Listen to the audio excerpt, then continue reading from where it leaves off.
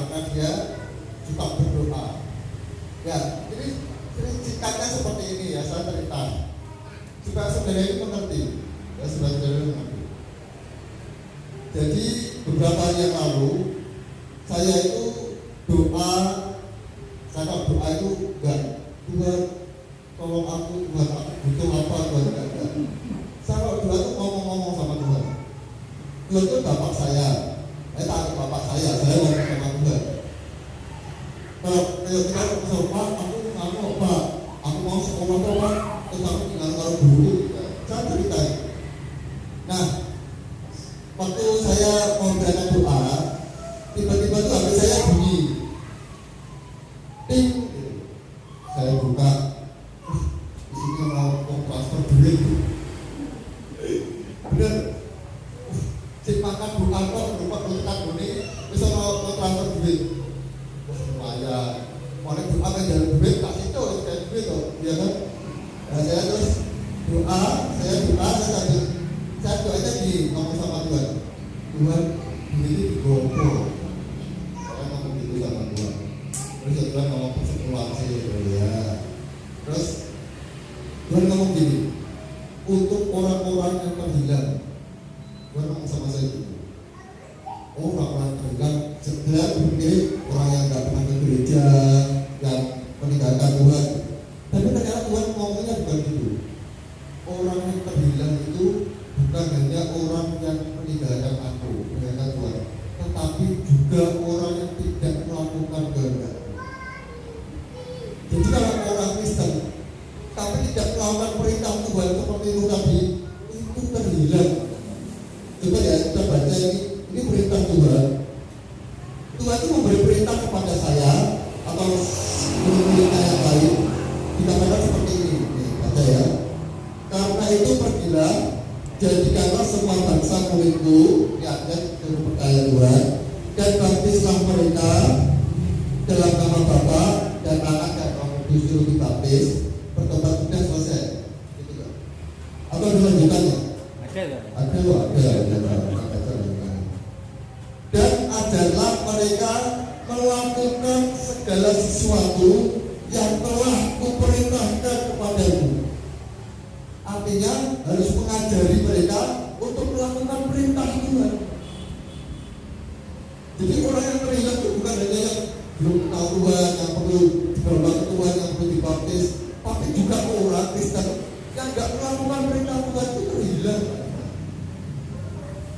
Kenapa? Coba baca lagi di Matius 7 ya, ayat 20 ayat 21. Dikatakan seperti ini, bukan setiap orang yang berseru kepadaku Tuhan, Tuhan akan masuk ke dalam kerajaan surga. Artinya dia mengakui Tuhan Yesus, melainkan dia yang melakukan kehendak Bapakku yang di surga. Berarti bukan hanya mengakui, tapi yang masuk surga itu yang melakukan kehendak Bapa, kehendak Tuhan. Dikatakan seperti ini, pada hari terakhir banyak orang akan berseru kepadaku, Tuhan, Tuhan, bukankah kami bernubuat demi namamu, mengusir setan demi namamu, mengadakan banyak mujizat demi namamu? Artinya ini orang apa? Kan orang Kristen. Dia bernubuat dalam nama Yesus, mengusir setan, dalam nama Tuhan Yesus menyembuhkan. Itu kan orang Kristen. Tapi Tuhan katakan pada waktu itulah aku akan berterus kepada mereka dan berkata, aku tidak pernah mengenal kamu, kenyanglah daripadaku, kamu sekalian berbuat kejahatan. Nanti dari terakhir kita akan terus menang.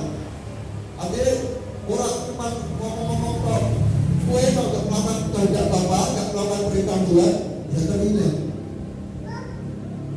Ya gitu ya.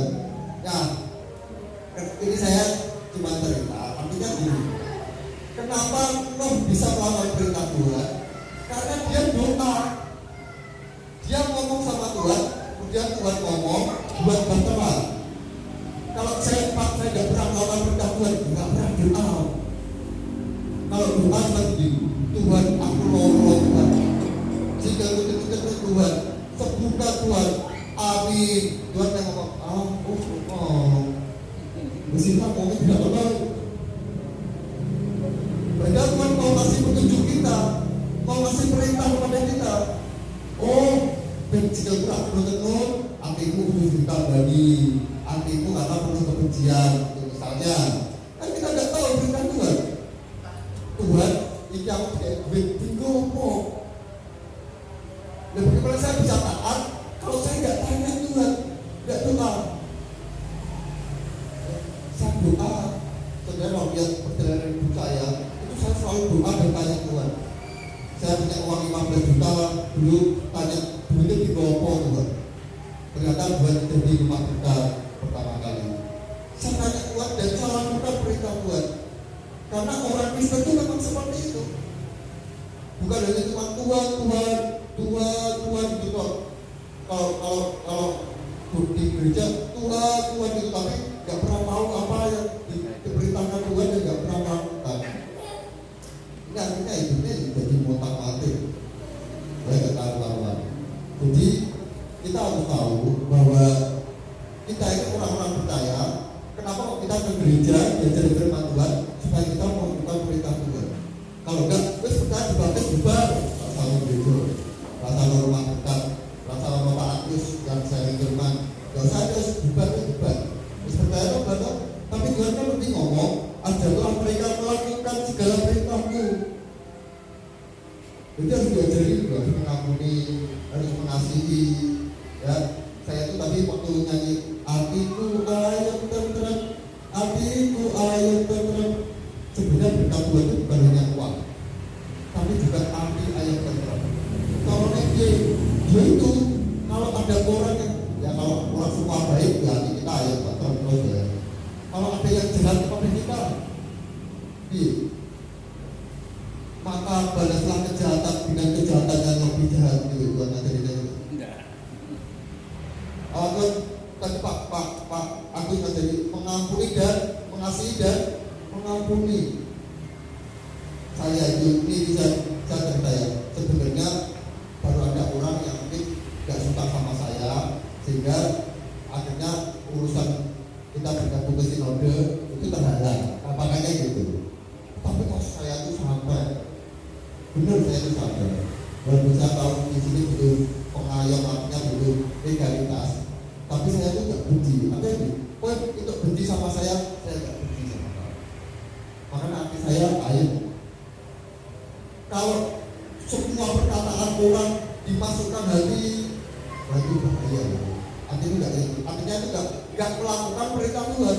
Karena kan harus mengasihi dan mengampuni. Terus nanti kalau mati terus ngomong Tuhan, aku membuat mujizat di namamu, aku menolongmu. Tuhan ngomong, kowe ra ngampuni membuat kejahatan iki.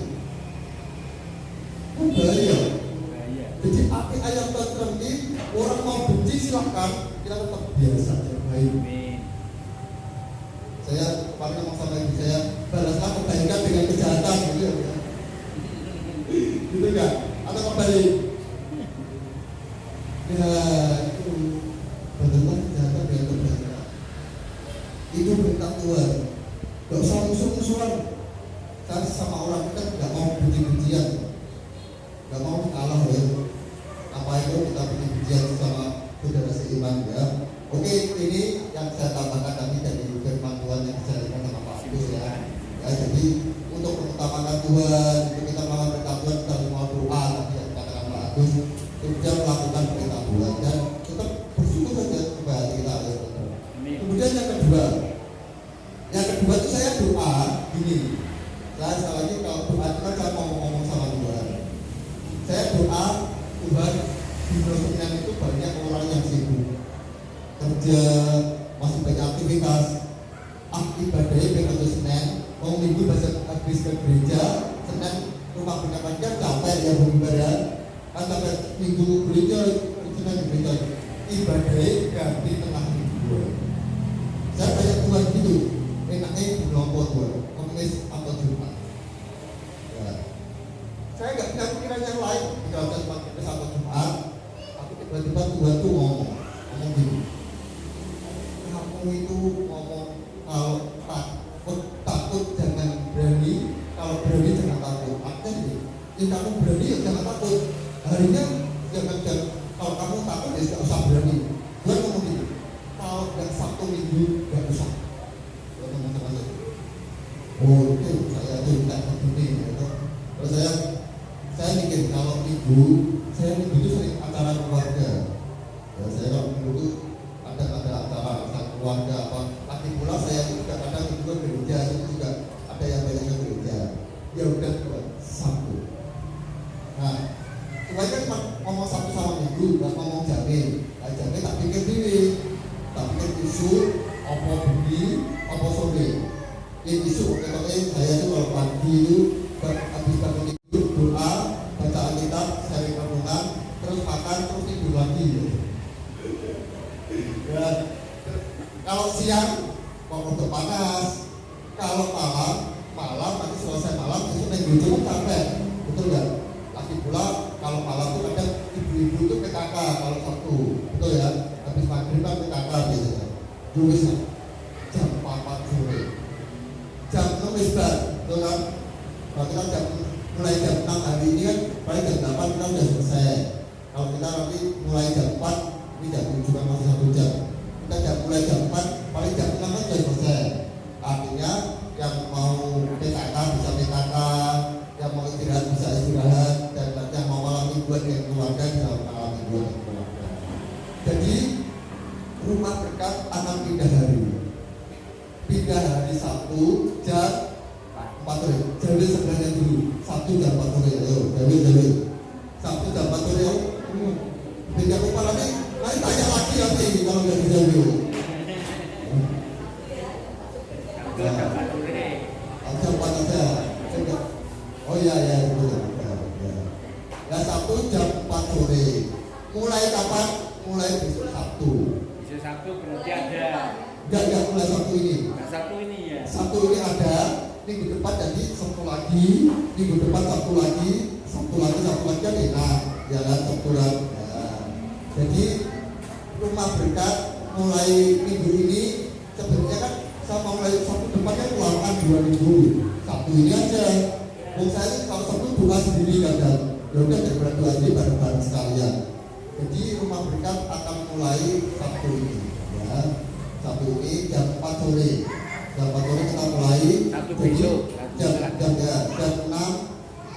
Ya kalau semua sudah selesai. Saya akan hitung ibadah kita itu jam setengah.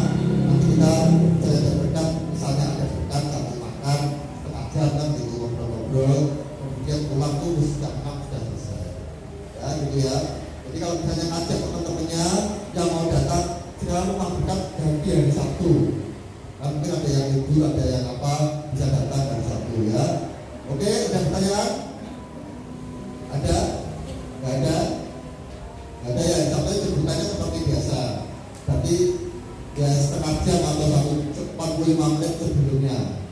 Tadi jam 5, berarti besok ya jam 4, itulah makanya gitu. Jadi supaya kalau di sini itu kalau belum mulai merenung itu duduk diam, doa.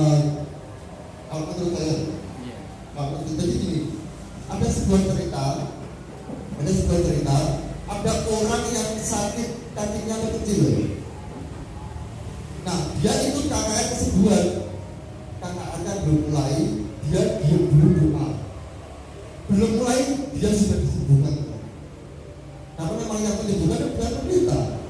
Saya atau siapa saja atau pendeta kan cuma mendoakan, yang memberi kesembuhan Tuhan. Ya nggak apa-apa, diam dulu, doa dulu. Tadi saya waktu kurang sebentar, saya diam di sini sampai doa dulu. Saya diam dulu sampai doa. Maka saya kan kalau itu kan banyak yang lain ajak ngomong atau apa ya saya. Tapi sebenarnya saya harus suka merenung. Saya waktu pertama kali masuk di rumah berkat ini, saya lihat semuanya, saya tuh diam sampai doa. Luar biasa itu. Dulu rumah berkat di rumah saya kecil, sekarang tinggal tempat yang seperti ini, alat musiknya ada, ya sekarang lagi juga tambahan beri untuk apa dangdutan juga kacun namanya. Saya pikir kalau beri gerak terlalu berisik, ya beri kacun dulu. Ya, kalau kita saya ingin dia untuk dikasih sama Tuhan saya. Oke gitu ya. Oke, mari kita tutup dengan doa penutup dulu, kemudian doa dan Bapak terima kasih. Mari kita pejamkan mata kita. Mari kita pejamkan mata kita. Nanti kita fokus ke Tuhan.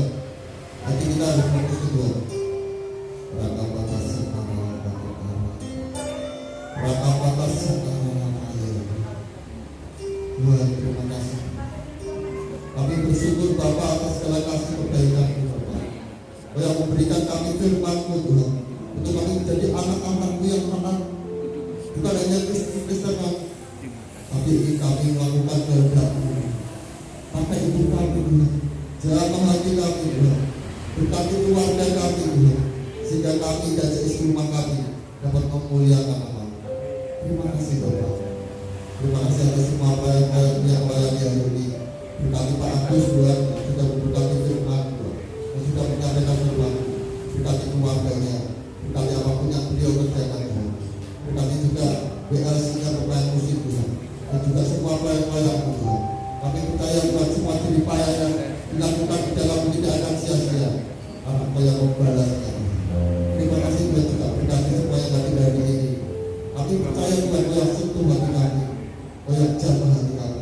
Kami juga percaya kami hidup kami, keluarga kami, masa depan anak-anak kami, cucu kami Tuhan, dalam tangan-Mu Tuhan. Karena Kau raja di atas segala raja, Kau Tuhan di atas segala Tuhan, Kau yang berkuasa di bumi dan surga, Kau yang bisa menjamin semuanya Tuhan. Kami punya kemampuan yang terbatas, tapi kami tahu kami punya Allah yang tanpa batas, Allah yang maha kuasa. Tidak ada yang mustahil bagi Tuhan. Terima kasih Tuhan. Pada yang katakan Tuhan, terima kasih Tuhan. Terima kasih Tuhan atas segala kasih-Mu. Terima kasih Tuhan atas kemurahan-Mu. Terima kasih atas pertolongan-Mu Tuhan. Terima kasih atas berkat-berkat-Mu. Terima kasih atas kebaikan-Mu. Terima kasih atas pembelaan-Mu Tuhan. Terima kasih atas pemeliharaan-Mu Bapa. Terima kasih Bapa. Terima kasih atas kekuatan dan kesehatan yang Kau berikan. Terima kasih atas pengampunan yang Kau berikan. Terima kasih atas kasih yang Kau berikan dalam hidup kami, keselamatan yang Kau berikan. Terima kasih Bapa. Terima kasih Tuhan. Tuhan memberkati Kau dan melindungi Kau. Tuhan menyinari Kau dengan wajah-Nya dan memberikan Kau kasih karunia. Tuhan mengajarkan wajah-Nya kepadamu dan memberikan Kau damai sejahtera. Kiranya berkat dari Allah Bapa, cinta kasih-Nya dalam Tuhan Yesus, dan persekutuannya dengan Roh Kudus, dan dari kita sekarang sampai selama-lamanya. Terima kasih Tuhan. Demi nama Tuhan Yesus kami berdoa dan kami mengucap syukur. Haleluya. Amin. Bapak terima kasih. Akan nama Tuhan. Bapa terima kasih ya Tuhan. Bapa terima kasih. Bapa tidak